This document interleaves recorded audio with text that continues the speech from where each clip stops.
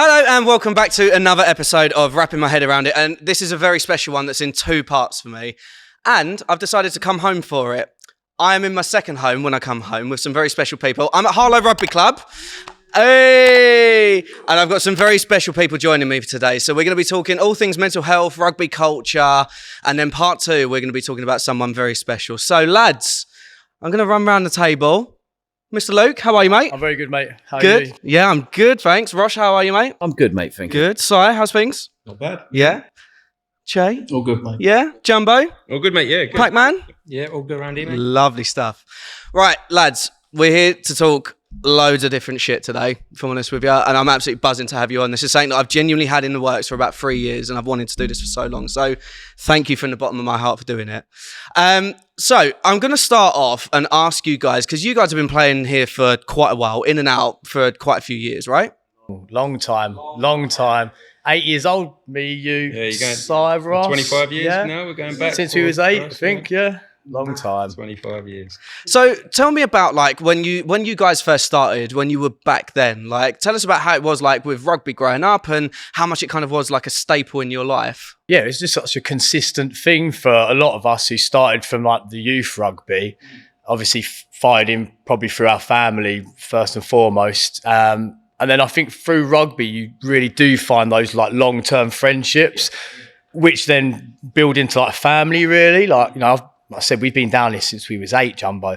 We've got family down here now. This is such a huge part of our life. It's been a massively consistent part of our life as well.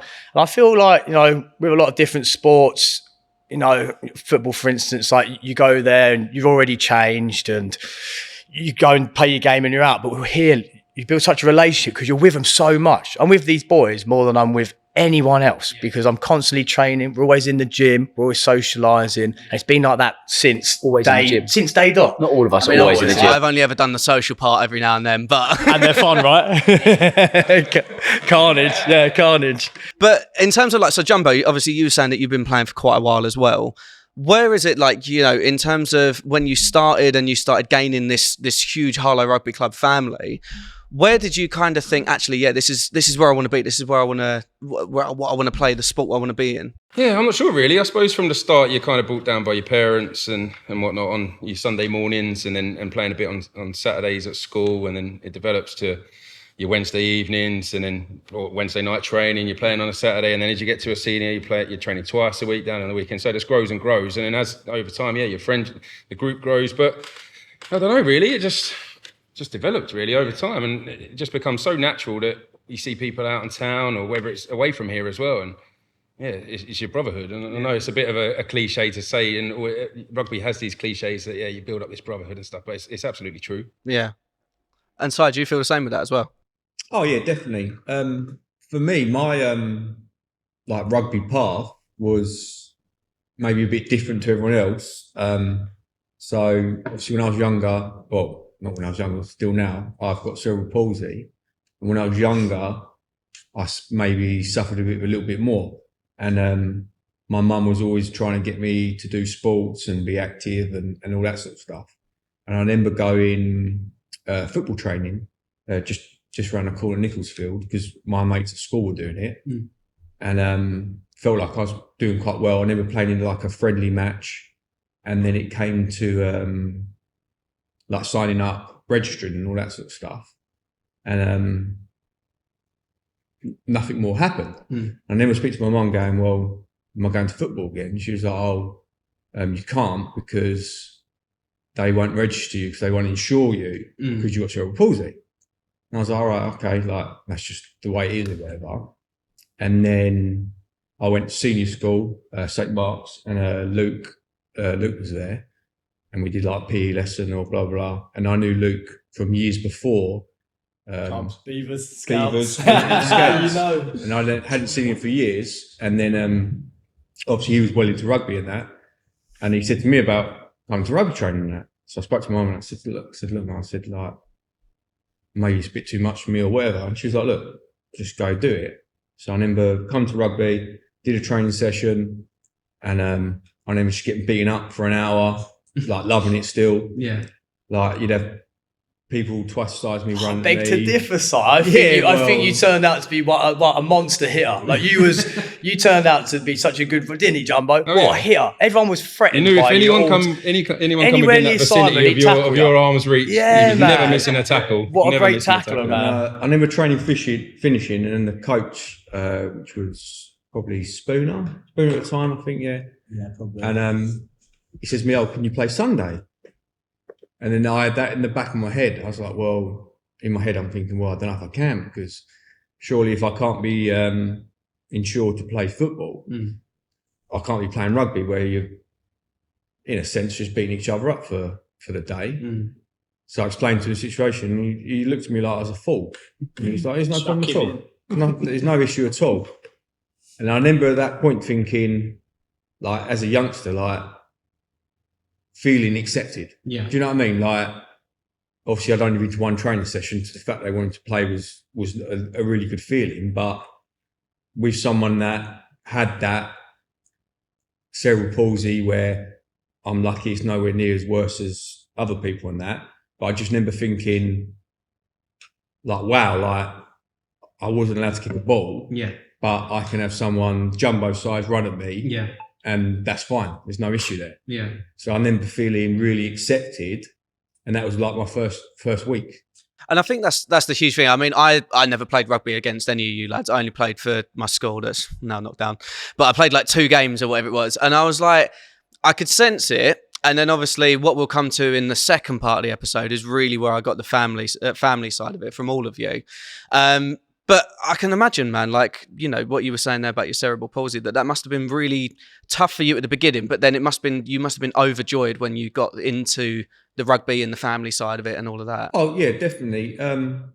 Firstly, just being allowed to be playing the sport was enough for me. And then what I quickly realised, being around these lovely young gentlemen, was sometimes, obviously having my cerebral palsy, well, I struggled with, I just wanted to be a normal kid doing normal stuff. To me, because my cerebral palsy wasn't terrible, but it was bad enough that it affected me, that to me, I was just a normal kid. And you'd have some people that would feel sorry for you, or in that sense. And the nice thing about, it might be weird to some people, is being in that rugby environment is no one felt sorry for me. Yeah. I was just the exact same as everyone else. Yeah. I would get taken the piss out of just as much as anyone else, and I would take the piss out of people. There wasn't a case of, I never felt like if someone made a jib about me doing a little limp or not being as quick as someone, I didn't take that as a personal drive to me. Yeah. Because at the same time, someone would take the mick out of Barry being someone fit, else, yeah. or, Acceptance is a good word for rugby. Yeah, like rugby accepts everyone. Look around the table, everyone's shape and size. Rugby is a sport where anyone's accepted. You can be short and fat, tall and skinny. You can have one leg. You can do so many different. It's acceptable for everyone. There's always a position for someone of that stance and stature to play. That's the difference with rugby. With most other sports, you have to have that a certain certain type. type Rugby, there. you can pretty much have any type of body size or type. And it never really matters. It doesn't matter with rugby. Like I say, you can poke fun at you, and then you just poke fun at someone else. But because you're friends, I think, and you have that when you're running out on the pitch and you're banging each other, it's like a contact sport, yeah. So like you feel more. I have to hit him for Ross. I have to hit him for Simon. Like I have to put all that effort in for my teammates. I think that's where you like bond a lot more. Yeah. And I want to open it up to everyone as well, because, you know, rugby culture at the times can get a bit of a bad rap in terms of things that go on and this, that and the other.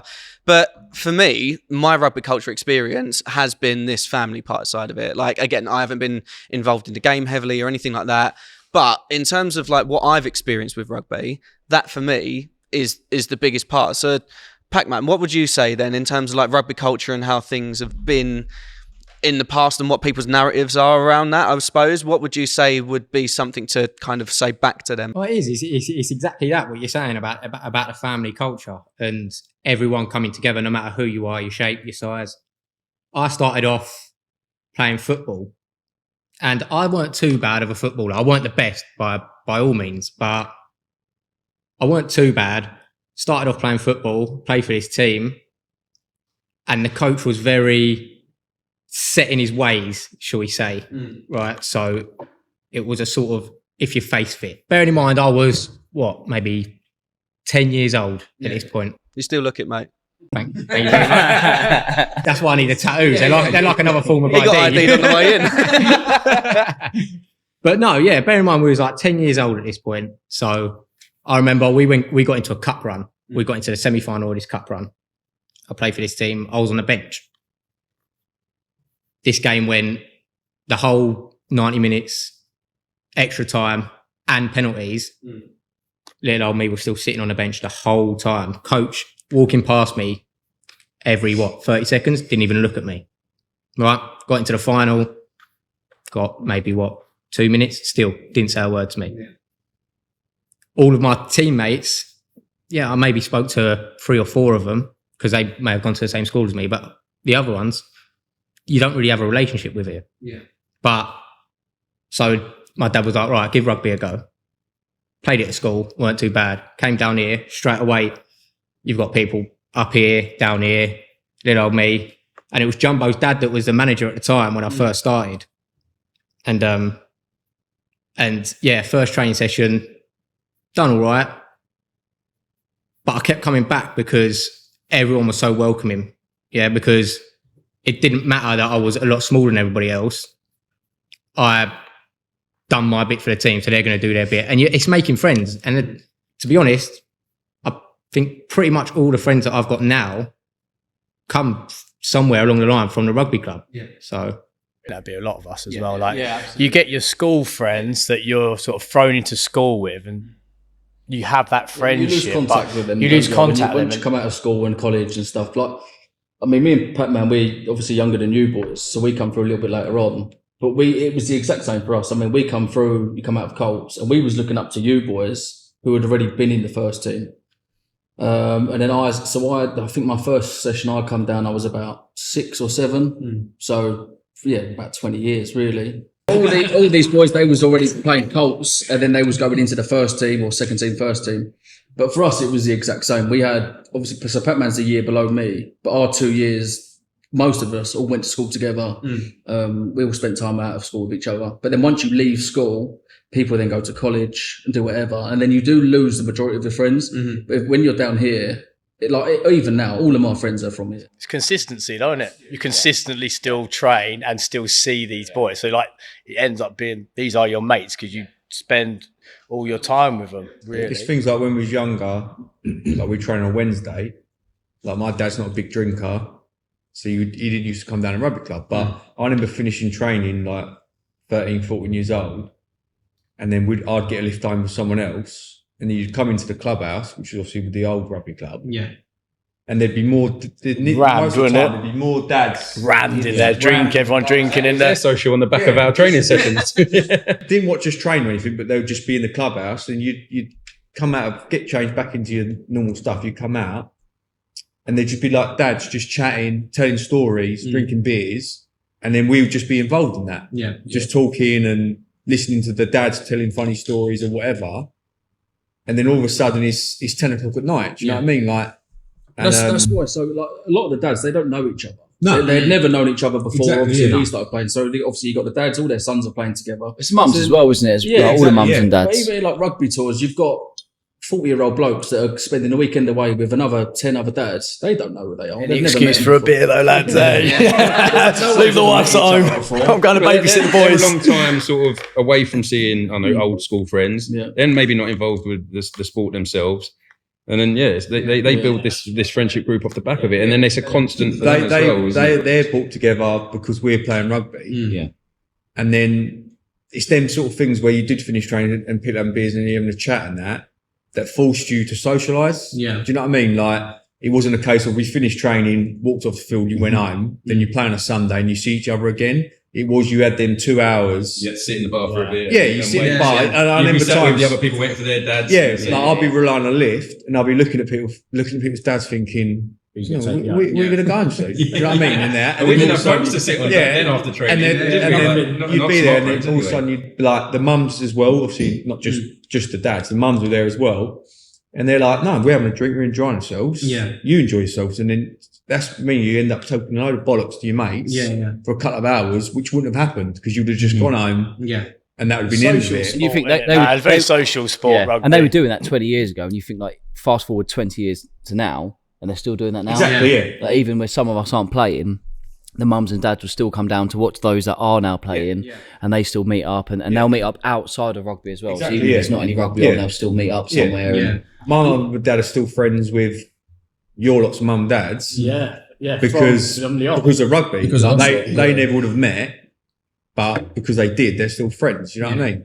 And do you know what I fucking love as well is when you were saying it there, and I'm going to come back to a point that you said, Che, but the layers that come with that. Like, it starts off, like you said, with you guys growing up as kids with rugby, and then it's your dads. So then your dads have got no friendship groups, which obviously for what we're talking about mental health and well-being, sometimes it means that, you know, lads, we're shit at talking about mental health and well-being, but those people that may be like your dads or something like that, they've got another person that they can talk to about a problem that's either at home or something that's happened at work or something like that, and it builds a network, and then it just filters down from, you know, the top downwards. And then obviously I know some of you guys have got kids as well, they're going to be involved in the rugby club at some point, and all of that lot, and it kind of just, like, you know, it's just such a generational thing, isn't it? Wives and girlfriends as well. Now that's huge. Now you come down here on a Saturday, and all the wives and girlfriends, they're all mates now. They're all they're doing their own thing, even without us. Like they'll have their own brunches down here, and they'll have nights out or whatever. Sloshed up together, mate. Yeah, I've seen some of them come out of here after those boozy brunch things. You think, oh Jesus. Naming no names. Jods, you, slosher. But Che, I wanted to pick up on something that you said, which was, you know, you used to look up to like the senior players, like you said, like Luke, Ross, Simon and Jumbo.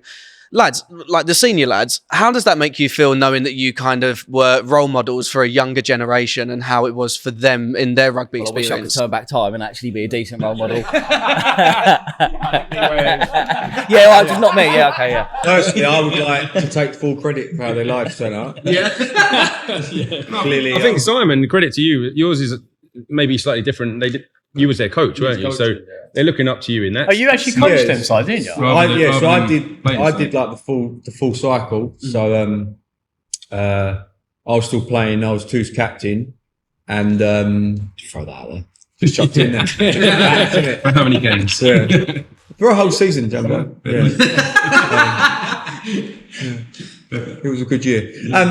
But yeah, to be honest, coaching the team just sort of fell upon me. It was they didn't have a coach, and I was saying, and they asked me to come along and give a hand in that. And I was only probably 19, 20 when I first started. I think it's about right, isn't it, with your age in that? I was drunk a lot of the time. Simon coached me. That was the age group of the coach.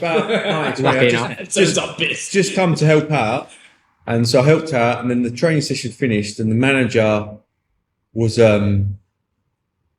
Who was the manager? some weird bloke. Who was the manager this time? One of the boys' dads. Yeah, I know. Yeah, I'm not going to say. I know who it is. Yeah. He's going to watch this. Yeah. And if you aren't, you're weird. Come back now. Who's I loved him to pieces. And he must have been weird because he said to me, "Do you want to take over the team?" And I sort of looked at him like, "You having a laugh, mate?" I was like, "I'm half cut half the time, and now like I'm only 20 years my age. You want me to look after 12-year-olds?" Like, What was your win record when he was your coach? What was the win record? Oh, we won't talk about. we'll just talk about how many players I developed into first team players. Yeah, we'll just talk about that. Yeah, how many? At least Jay, Pat, Easy, Jay, Christie? Pat, Christie, Stevenson, Mitch, huge, Mitch, man. Such a young coach to bring Sealy as well. Oh. Yeah, I know. Sorry, Sills. Yeah, still played first team. Yeah, and all of a sudden I was in charge of the team. Yeah, and it's weird because I didn't think anything of it. I just went home that night and I said, "Oh, now I'm in charge of the team." Didn't really think of it. And I remember going next Wednesday to my first training session where I was the coach. And sort of looking around, like waiting for an adult, because I was still 20. So I was still waiting for like a grown up to come up to me and go, like, "You need to do this, you need to do that." And I was like, "Oh, no grown ups turn up. I'm the grown up." yeah. And obviously began coaching the boys and that. And feel like I've done a half decent Was it job. fulfilling? Like, did you find it fulfilling doing it? So I've wanted to do coaching, but I still play. But I feel like would it be fulfilling to see the lads actually It's progress through surprising, that? Yeah. surprising how much enjoyment I actually got out of it. Like it came with its problems and things. There was things at time where I didn't know how to handle it, like kids at different stages of their rugby career. Yeah, you was coaching when we was obviously becoming like men. We was turning into like teenagers. Yeah, exactly. Yeah, We must have Pains had in the arse then. Yeah. them last couple of years we must have had some horrible years. Yeah, I remember like coaching them and then just mucking about all the time, and I couldn't get it around my head because I remember like when we trained rugby, And beasted if we messed around. yeah, like our coach, if we did anything that shouldn't be other than rugby, try and muck about, you got shut down quick. Yeah. And obviously, when I was coaching, I tried that approach. That's what I thought you had to do, and I tried to be strict and all that sort of stuff. And to be honest, it just didn't work. Yeah. I don't know if this is just a different generation or if people don't fear me. Yeah. It's probably more likely they didn't fear me. The generation. Yeah, sort of slight like change it's there as a well, change, isn't there? yeah. And I had to adapt because when I was coaching, I was thinking, well, I was coached this way, so then I'm going to coach that way. Surely that will work. And obviously it didn't. And I had to adapt to that, and the players adapt to it as well. And then I quickly found trying to find that line between, like me and Pat-Man, for instance, I want to get along with you, but I'm your coach as well. Yeah. So when I say I want something done in a certain way, I want it done in that way. Yeah.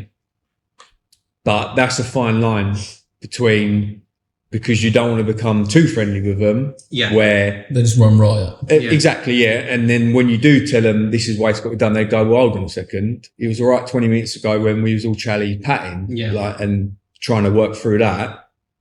But How did you two find his teaching I methods? was literally about to ask that. How did you two find that then? Because obviously, if there's the big family rugby culture, and then you've got someone who's kind of like cracking the whip a little bit and just saying, you know, like, you need to do this, you need to do that, as your manager, as your boss in that sense.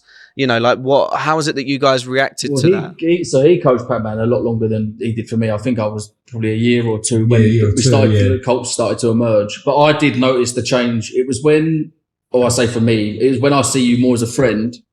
I think the boys were trained better, like you were saying when you adapt. But I don't know how it was for you in terms of going from being like strict and shit hot to then being a bit more calm, a bit more chilled with the boys. Because they're always going to have respect for the coach anyway, regardless. Yeah. But then I think if they see you then more as a friend, it's not like a competition. It's not like you do this, you do that. You kind of then get a bit more respect for each other. But I don't know about you. Yeah, you've got, like you said, you've got them two different types of coaching. But if you look at what came out of the team, you named, 5 or 6 first-team players, right? And that wasn't because they became excellent at rugby in a short amount of time because they was drilled to an inch of whatever.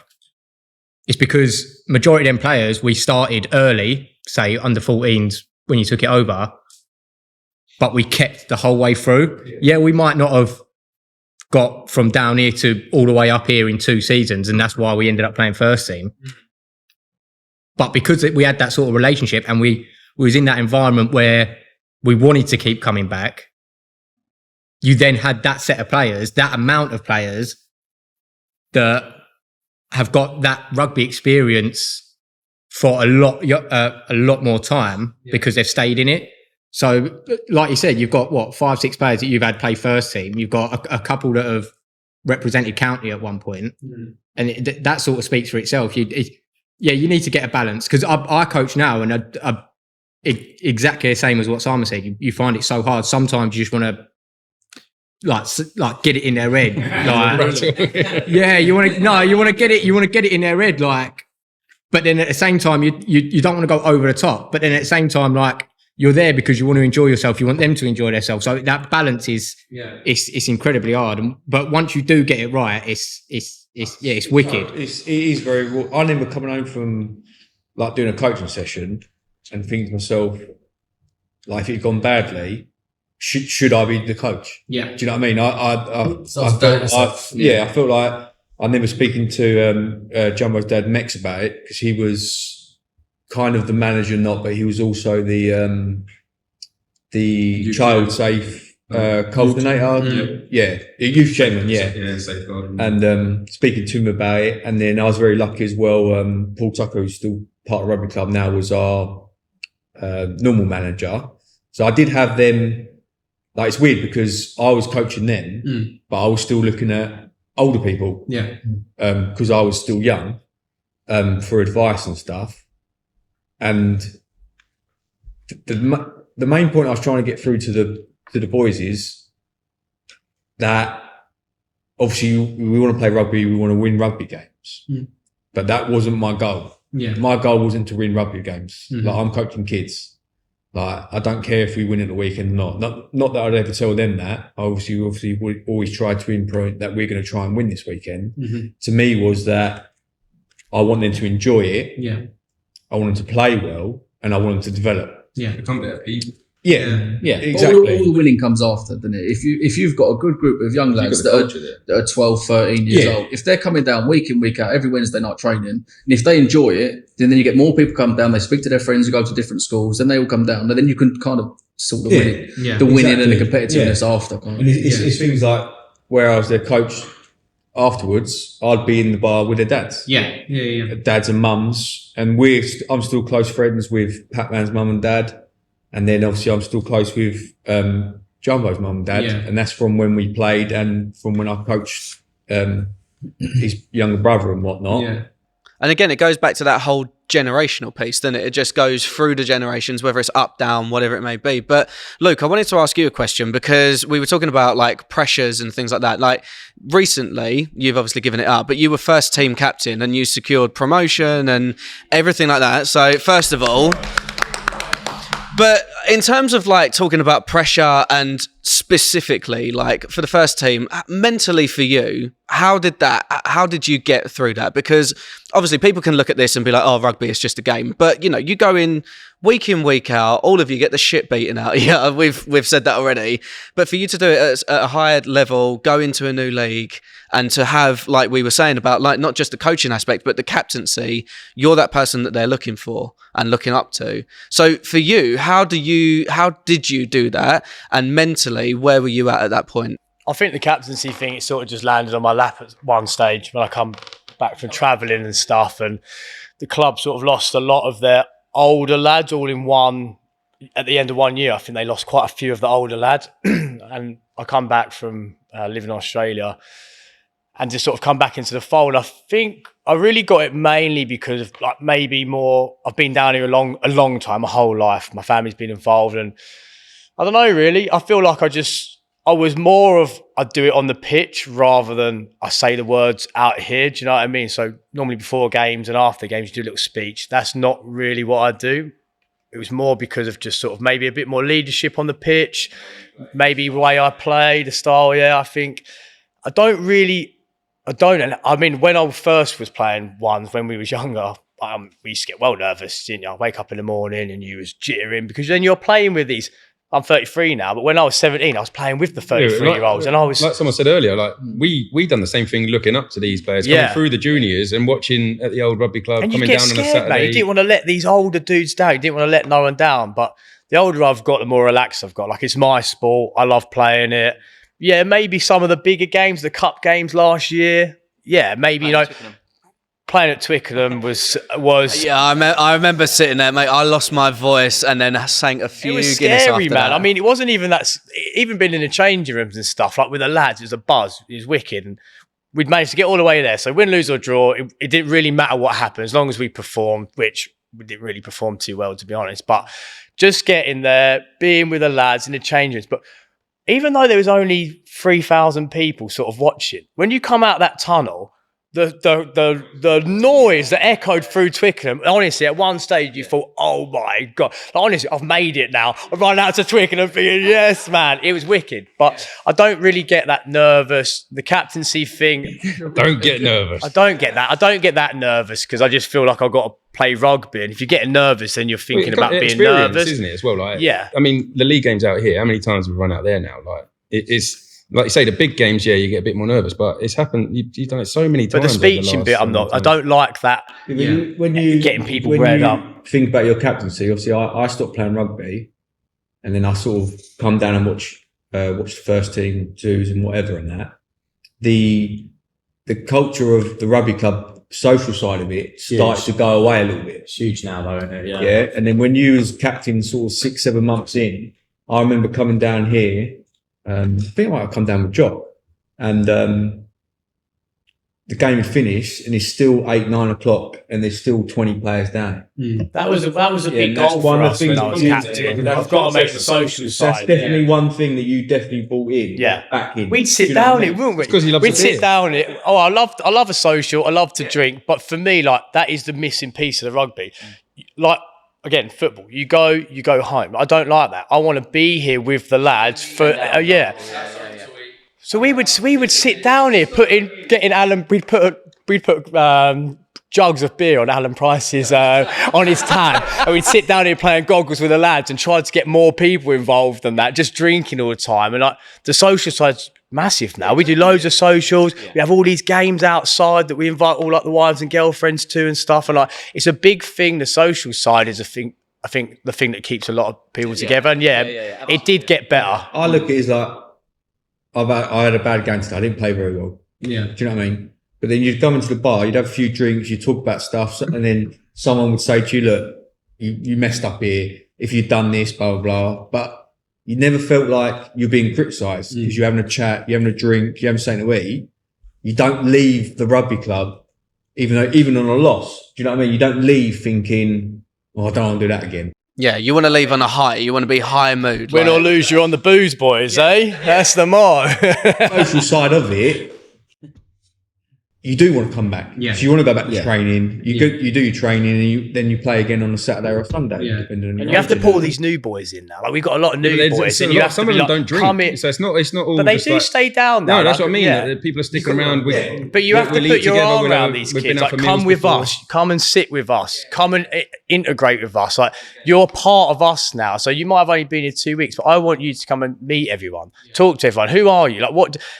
And also, spectators, they expect you to, after a game, to chat to. I mean, after the game, you walk through here and it'll take you an hour to get from there to the lads because you have to talk to everyone, and that's a big part. Like the spectators want to know, who's the new guy? Like, where's he from? Or why is he here? And they love the backstory to a lot of players as well. So when I was captain, you have to get the boys to do that. Yeah, why aren't you playing? Why is he not playing? You have to get these boys to go and do a lot of things. Some of these boys just need a little poke in the right direction. But the thing is, like, you could have a terrible game, and someone up here will still say, "You played well today, well done." And the same, you could have a brilliant game, and you still get put down. You still get put down by someone. So it happens. It's a real leveler coming up here after however you played, really. And the thing is as well, like we that for me again just signifies the fact that rugby is family, like 100%. Whether your highs, your lows, whatever it may be, wins, losses.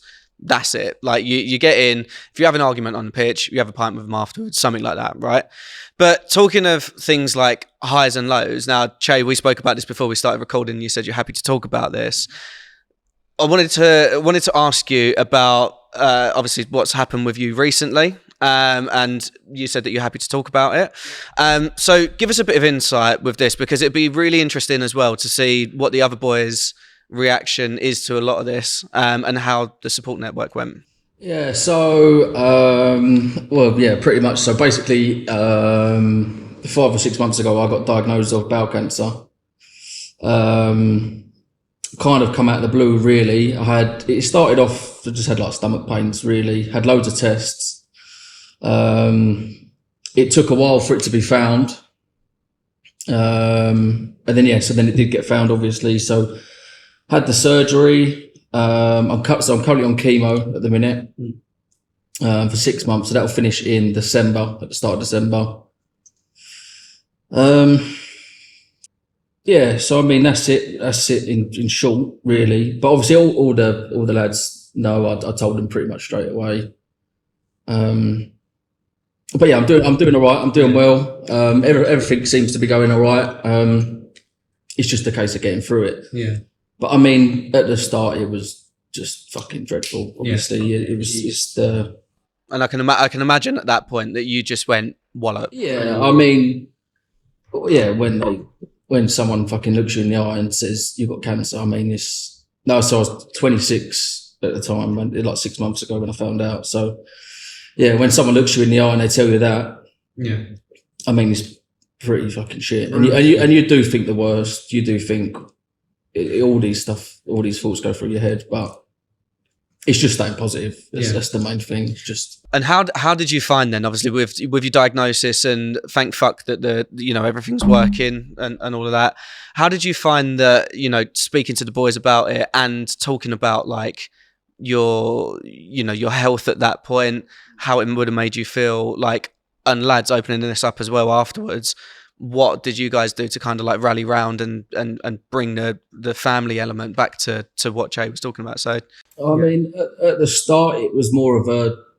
I mean, so I told the boys pretty much straight away because a few of them knew that I had hospital appointments and stuff like that.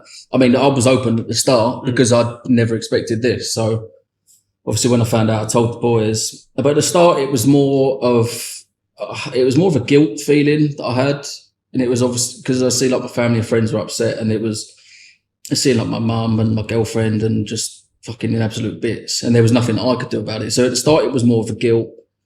But then you go through different emotions, and then you're sad, and then you're angry. But the boys have been absolutely brilliant. I mean, to be fair, this is the first time I do speak about it, but I don't. I mean, I don't really delve into it too much. But yeah, the boys have been brilliant. They've been fucking good as gold. They'll message me privately. They're everything that you need, really. Yeah. And Jumbo, when you obviously heard the news, what was your initial kind of reaction, and then what was the next steps for you? Me and Jay are actually cousins. Yeah. So exactly, even more so the family element there. He called me and both my brothers up. So Chays cousins, it was all on the same sort of video chat on the phone, and he told us then, we're like, fucking hell, obviously, like, dagger through the heart. Like, you don't ever expect that. And like I say, we knew he was having tests, and it was stuff from feeling breathless or your exercise and sort of stomach pains, and nothing that you ever expect to come back like the news that they'd given us. And then, we were like, okay, so, all right, so what's next then? What's the plan? How are you getting through what's the plan from the doctors and whatnot? And, it was like, surgery in 2 weeks or whatever it was, wasn't it? It was really quick. So didn't really have too much time to think. So we're like, all right, what do you want to do? Do you want to catch up this weekend? Do we want to go out and do anything? Want to chat, whatever, go out for dinner, and just make sure that he knew that we was there for him, and anything that he needed, obviously you knew that it was there.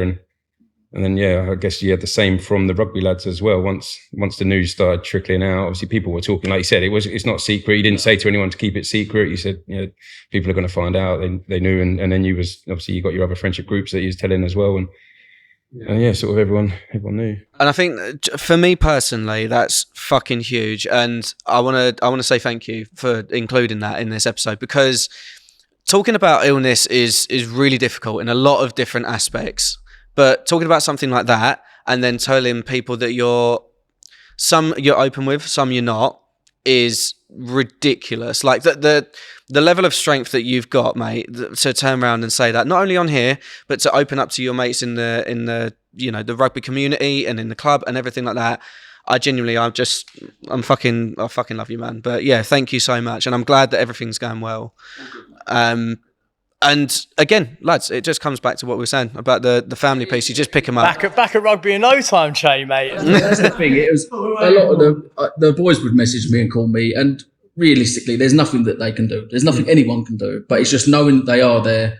If I'm on my own on a Friday night, I know that for a fact, 100%, that someone will meet me for a beer, for something to eat. You don't even have to put a message out sometimes. Just come up here from work, and even if it's the bar staff, there's someone here that that you can have a chat to, get on with. And you get different types of support, I guess, especially like through good close friends and cousins. You get like the texts and the ring. I feel like my only way to give you the support would be like, every time I see you, me and you just lock eyes. I give you a big kiss on the lips, and I give you a big hug. And to me, that's like I'm telling you that I'm thinking of you always, and you can ring and text me when you want. But we don't dive into it, because I wouldn't want to dive into it. I would want Chay to just be normal. Let's go and just watch the rugby and that's. So I give him a big kiss, big hug, and for me, that's sort of like where we have our little thing. So I guess a lot of boys do a lot of different little things for you. Well, down here, it's probably the biggest thing has been that you probably would want as well is that it's been pretty normal and everyone gets on like normal, because you could have kept it quiet. I mean, like you've still got your hair and everything. Like you've not really changed too much physically or anything like that. So you could have easily kept it quiet and not told people. But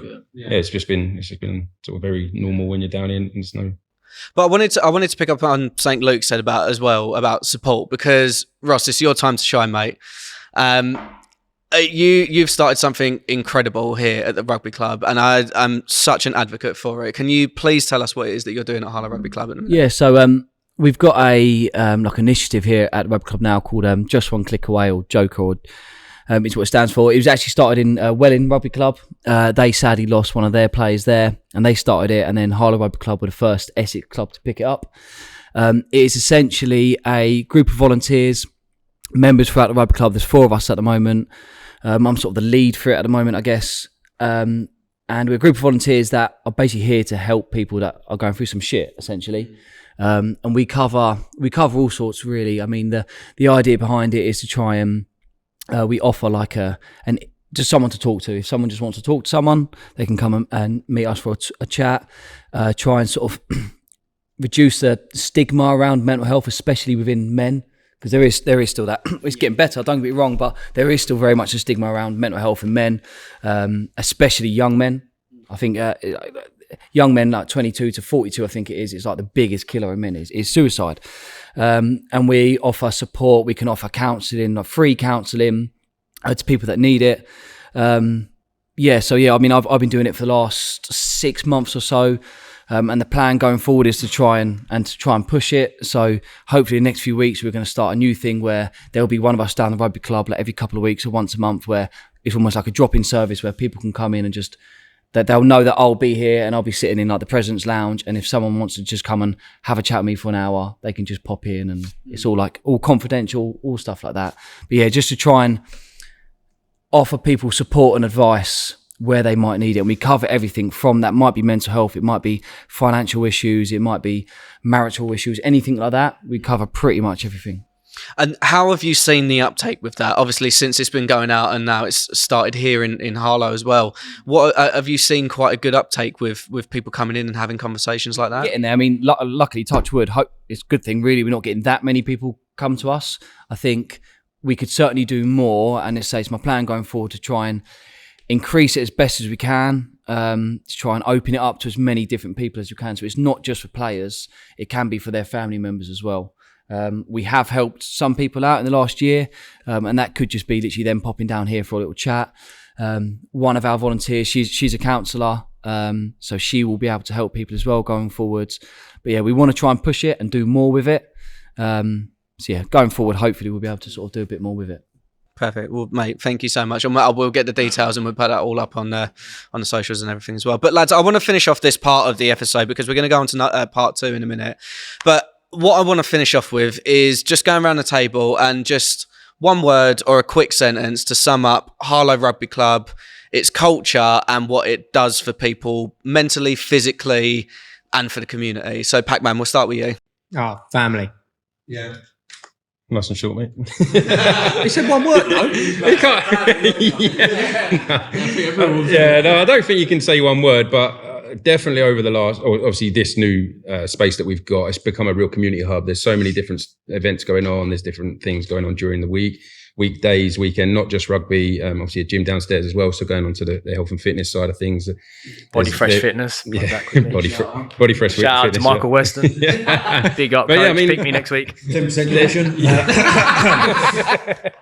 But yeah, I mean, there's loads of stuff going on. So it's not just rugby players that can come down here or people coming to watch the rugby. There's loads of other events going on as well. And I think it's great. It's just one word and one sentence. Yeah, I will follow up. Yeah, sorry. Yeah. But yeah, community then. Community as a word. Mine would probably be love. Just like Balrin was saying, sometimes it's not even words. You see each other, you just give each other a hug and a kiss, and it's just love. Yeah. Sorry? Hangover. Regret. Yeah, that's true. Sorry. I started when I was 13, I'm 33 now, 20 years of hangovers. Yeah. Sad wallets. Yeah. Very sad wallets. I know, yeah. Sort of word, but just probably what they said. Well, just being part of something. Just something that you know that whatever's going on, in the world or whatever in your life, we can always come down here, either play rugby, not talk about anything, have a good time, or have a beer and have a good time. So, or a non-alcoholic beverage. Yeah, it's true. Ross, Yeah. you've got your Guinness 0.0. Yeah, send it to Ash myself. Ross, what would you say? Can I say 2 words? You can. Friendship and support, I guess. Yeah. Yeah. friendship. Yeah, and- brilliant, yeah. I mean, you might as well say loads more. I did.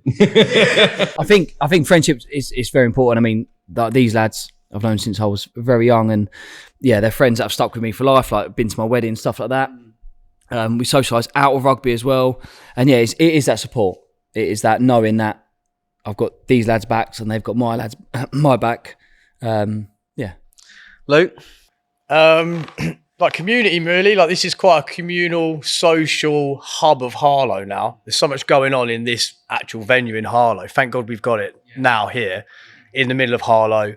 It does so much for the community now. We have so much going on down here. So I think really, yeah, very communal and really for the boys, like camaraderie, really. Like men in arms going out to battle all the time and then just battling the bar after. Yeah, exactly. Lads, thank you so much for being part one. Part two, we're going to be talking about someone really special, which we are all linked by, and how I know you guys. We are going to be talking about my cousin Dean, where I started all this podcasting and stuff. So join us for part two. It's coming up very shortly, and we will. Should we top up our glasses, lads? Absolutely.